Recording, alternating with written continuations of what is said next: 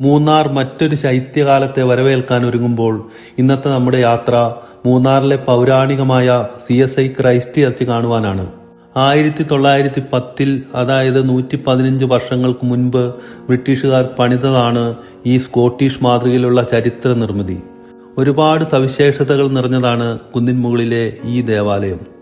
ഓക്കുമരങ്ങൾ കാറ്റിലാടുന്ന ഈ മലഞ്ചെരുവിലെ പുൽത്തകിടികൾക്ക് താഴെയായി കല്ലുകളാൽ കടഞ്ഞെടുത്ത ഈ കമനീയ നിർമ്മിതി ആരുടെയും ശ്രദ്ധ ആകർഷിക്കുന്നതാണ്.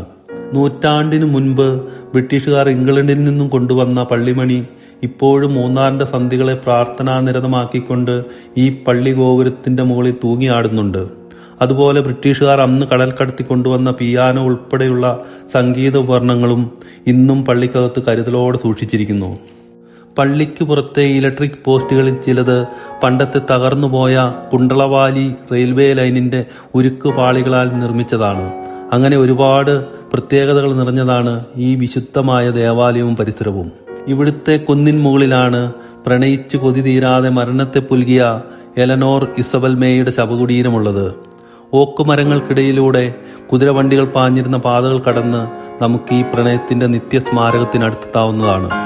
1894 മൂന്നാറിലെ തേയിലത്തോട്ടങ്ങളുടെ മാനേജരായിരുന്ന ഹെൻറി മാൻസ്ഫീൽഡ് നൈറ്റിന്റെ നവവധുവായിരുന്നു എലനോർ ഇസബൽ.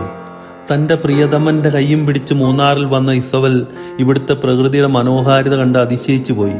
ഈ കുന്നിൻ മുകളിൽ നിന്നുകൊണ്ട് ചുറ്റുമുള്ള തേയിലക്കാടുകളിൽ മഞ്ഞു പെയ്യുന്നതും സൂര്യകിരണങ്ങൾ അതിനെ വകഞ്ഞു മാറ്റി താഴെയുള്ള തടാകത്തിൽ സ്വർണ്ണരേഖകൾ വരയ്ക്കുന്നതും നോക്കി അവൾ ഈ പുൽമേടിന് മുകളിലൂടെ ഒരു പൂമ്പാറ്റയെ പോലെ പാറി നടന്നു.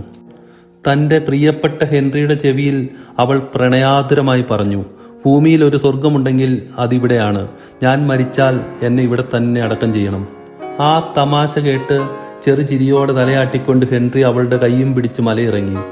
പക്ഷേ വിധി അതിന്റെ വഴിയെ സഞ്ചരിച്ചപ്പോൾ ഇരുവരും ഒരുമിച്ചുള്ള ആ ക്രിസ്മസിന് ഏതാനും ദിവസങ്ങൾ മാത്രം മുൻപ് പ്രിയപ്പെട്ട ഇസബൽമേ കോളറ പിടിപെട്ട് വിടവാങ്ങി. അവളുടെ ആഗ്രഹം പോലെ വേദനയോട് ഹെൻറി തന്റെ പ്രിയപ്പെട്ടവളെ ഇവിടെ അടക്കം ചെയ്തു. അവളുടെ സ്മരണ എന്നും ഇവിടെ മങ്ങാതെ നിൽക്കുവാൻ അവൾക്കായി പ്രണയത്തിന്റെ വെണ്ണക്കല്ലുകളാൽ ഒരു നിത്യസ്മാരകം തീർത്തു. ഇവിടുത്തെ കുരിശിനു മുകളിൽ അവളുടെ പ്രിയപ്പെട്ട വിളിപ്പേര് മേ എന്ന് കൊത്തിവെച്ചു. എന്നിട്ട് കണ്ണീരോടെ ഇവിടുന്ന് മലയിറങ്ങിപ്പോയി. പിന്നീടുള്ള ഓരോ ശൈത്യകാലവും ഇസബലിന്റെ ഓർമ്മകളെ പുൽകിക്കൊണ്ടാണ് മൂന്നാറിൽ നിന്നും പടിയിറങ്ങുന്നത്.